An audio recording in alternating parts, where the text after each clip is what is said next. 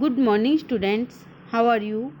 I hope you are fine and you are learning very well. Yes? Good. Today we are learning about lesson number second 1.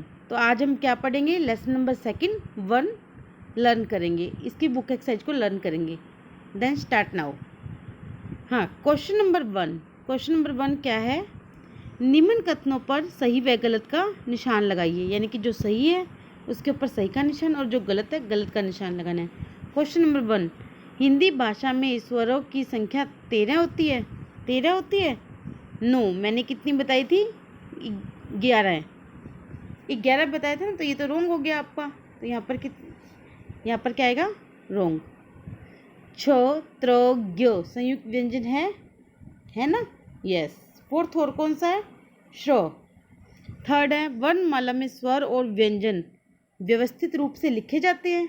मैंने आपको समझाया था ना कि स्वर और व्यंजन को क्रमबद्ध रूप से लिखा जाता है तो ही वो क्या कहता है? वर्णमाला कहलाती है. तो क्या होगा? ये सही है. हिंदी भाषा में व्यंजनों की संख्या 36 होती है. नो, कितनी होती है? 33 होती है. तो ये तो रोंग हो गया. ओके. अड़. नेक्स्ट देखिए, र अड़ और ढ अतिरिक्त व्यंजन है. यस, अतिरिक्त है ना. अब सही मिलान कीजिए. स्वर कितने होते हैं? 11. व्यंजन 33. बेटा. अब यहाँ पर थोड़ा सा आपको समझना पड़ेगा. जब भी इनके हमें क्या करने हैं? वर्ण विच्छेद करते हैं. क्या करना है? वर्ण विच्छेद. तो बेटा का बनाते हैं हम.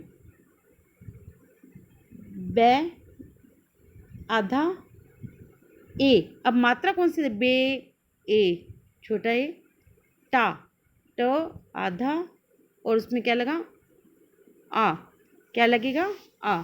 बेटा. जाओ. इसी तरह जाओ बनाओ. जा जय आधा और देखिए इसमें जय आधा है और आ ओ. जाओ. अब है आजा. आ और जा में जय आधा प्लस ओ जाओ.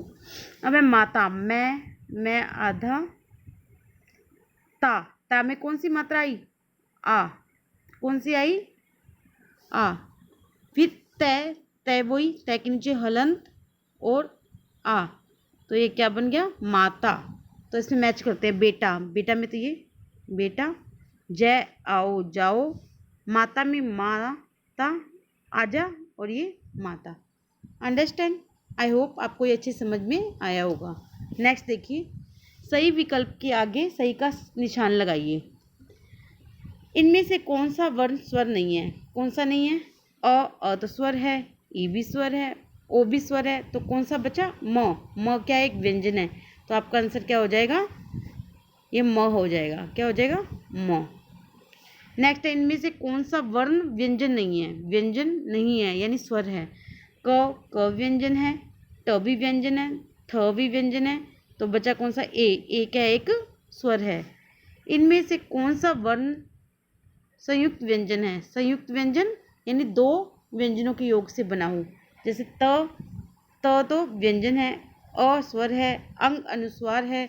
तो बच्चा क्या? त्र किसके योग से बना होता है? त आधा और र. त्र बराबर क्या बनता है? त्र. इनमें से कौन सा वर्ण न तो स्वर है और न ही व्यंजन? कौन सा? ओ तो स्वर है. औ स्वर है. ओ भी स्वर है. आ भी स्वर है. लेकिन अंग क्या है? एक विसर्ग है. क्या है? विसर्ग. तो आंसर क्या हो जाएगा? अह. क्या आंसर हो जाए? अह. आई होप आपको ये लेसन अच्छे से समझ में आया होगा. आप इस वीडियो को 2 से 3 बार ध्यान से सुनिए और इसका लिख के प्रैक्टिस कीजिए इसकी. Thank you. Have a nice day.